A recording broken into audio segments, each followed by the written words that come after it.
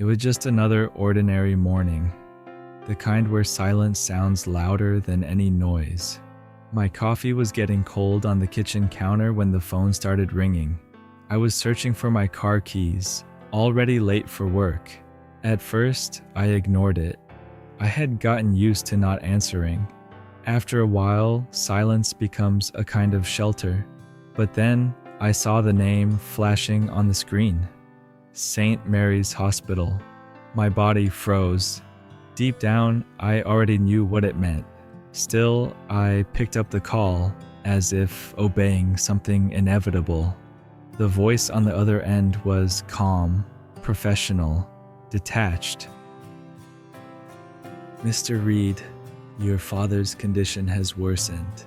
You might want to come to say goodbye." That word, goodbye, hit me in the gut. 8 years. It had been 8 long years since the last time I saw him. The last memory was shouting, doors slamming, and the sound of something breaking inside both of us. Pride, that's what tore us apart. That silent war no one ever really wins. I just sat there, staring at nothing. For a moment, I thought about not going. Pretending that call never happened. Pretending time still owed me another chance.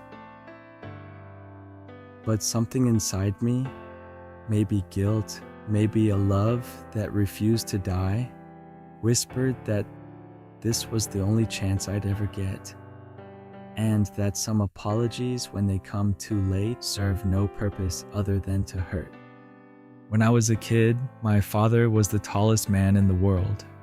Not because he really was, but because I saw him that way. He had those big, rough hands, marked by years of work at the junkyard he ran just outside of town. I still remember the smell of oil and rust, the mornings when he'd take me along just to teach me the value of things. He used to say that everyone should learn how to fix what's broken, cars, doors, people. I didn't understand it back then, but now I see that he was good at fixing things, just never at fixing us. Over time, the man I once called a hero became a stranger in our own house. After my mother died, something inside him died too. I was 12. She was the link that held us together, and once she was gone, he stopped laughing, stopped talking, started drinking too much. I tried to reach him, but it was like trying to save someone who was already drowning, and every time I got close, he pushed me away. "Men don't cry," he used to say. "Men endure." And for a long time, I believed him. I believed it so deeply that I learned to swallow everything. The loss, the anger, the pain. Until there was nothing left between us but silence. That's the house I grew up in. That's the silence that raised me. When I left for college, I walked out without looking back. He didn't come to my graduation. I didn't invite him. I kept telling myself I didn't need him. But the truth was, I just didn't know how to forgive what I couldn't understand. On birthdays, sometimes I'd think about calling. I'd pick up the phone, but I'd always stop halfway through his number. Pride is an invisible prison, and I was serving a life sentence by choice. Now, looking back, I realized the distance didn't start with the fight.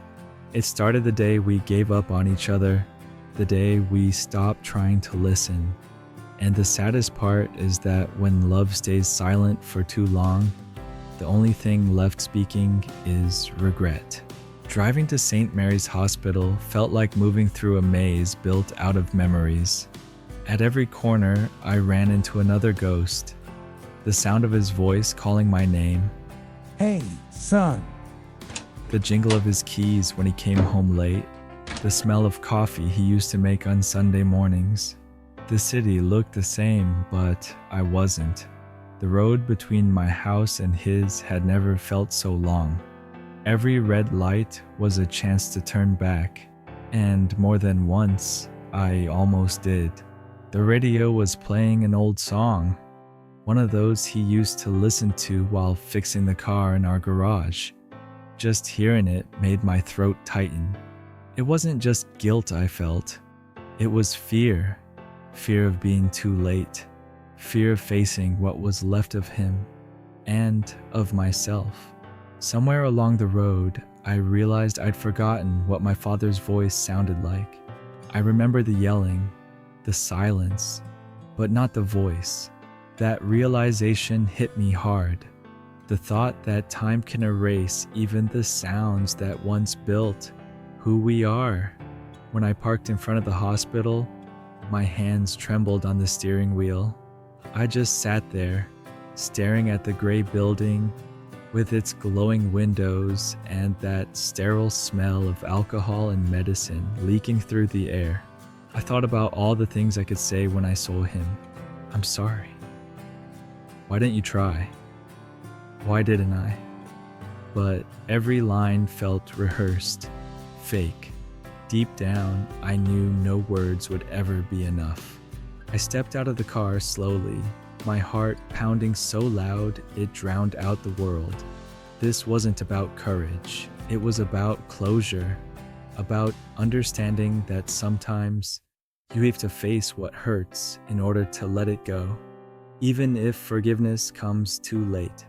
The soft whoosh of the automatic doors gave me chills. I walked in.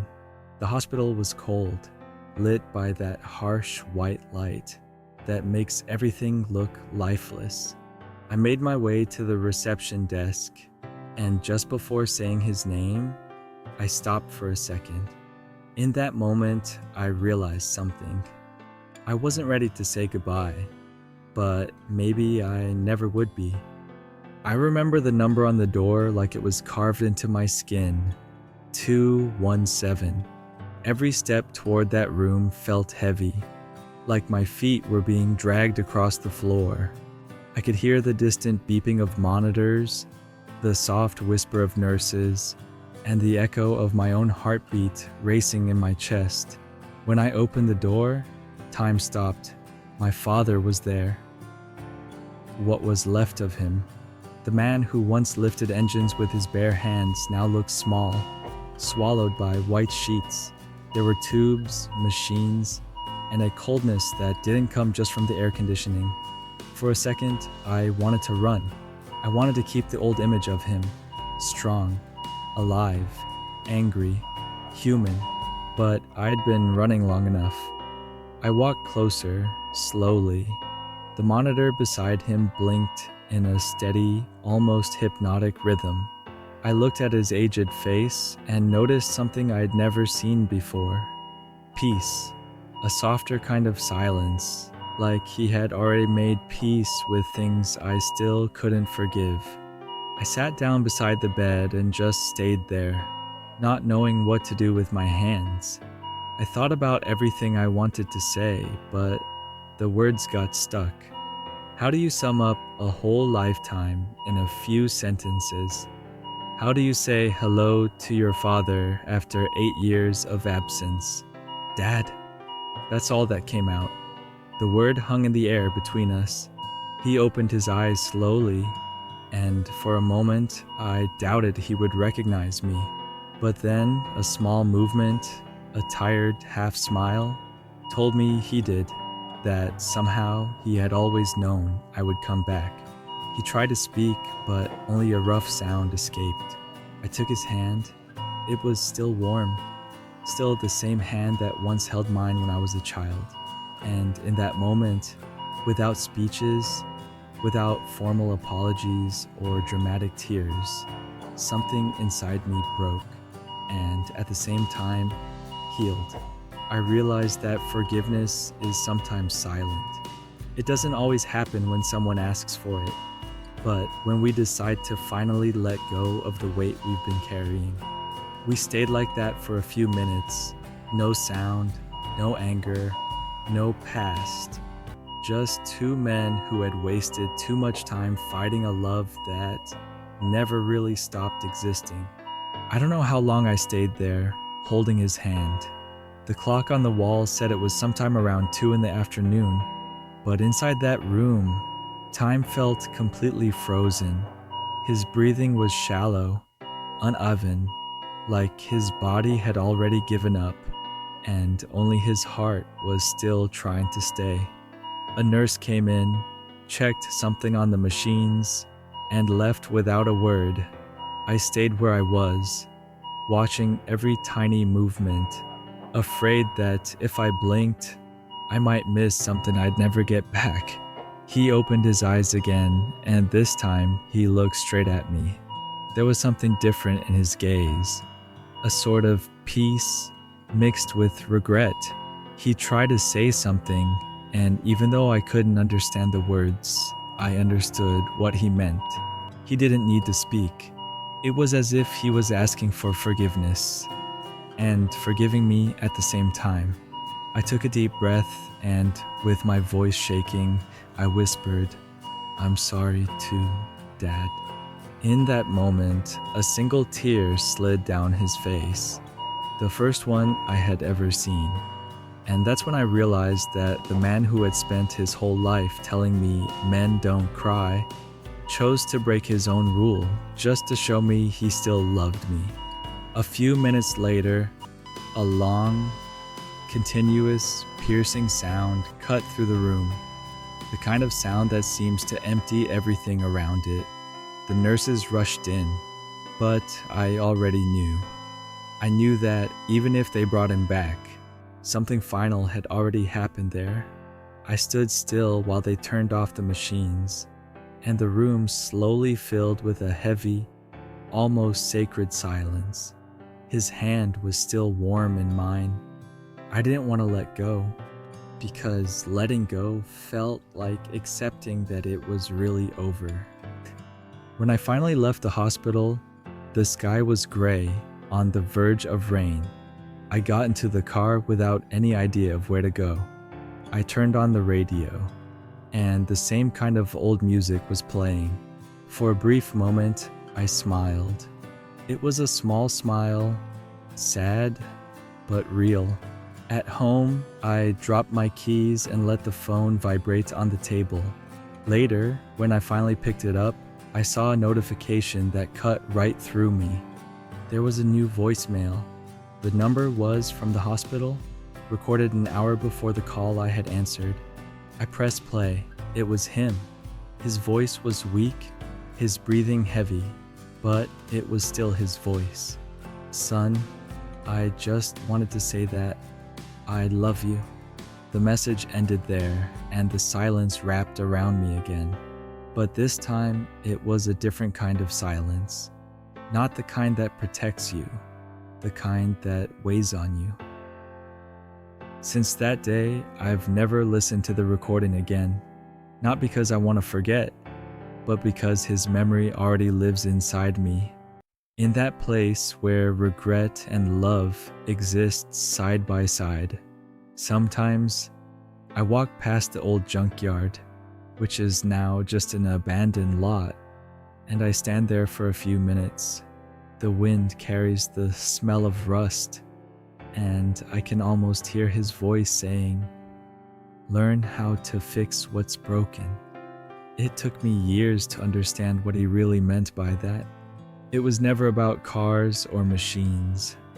It was about people, about the relationships we let die because of pride, about the words we hold back and never say, about the love we convince ourselves we can always save for later. Time, it doesn't give anything back. It only teaches, and sometimes it teaches too late. And too late, I learned that regret is unbearably heavy. And I know I'm going to carry that weight for the rest of my life. Now, whenever the phone rings, I always pick up. It's not always someone important. It's not always good news.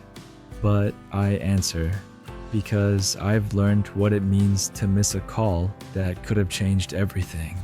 And somehow, in that persistent ringing, a part of me still expects to hear his voice, telling me that everything in life can be fixed.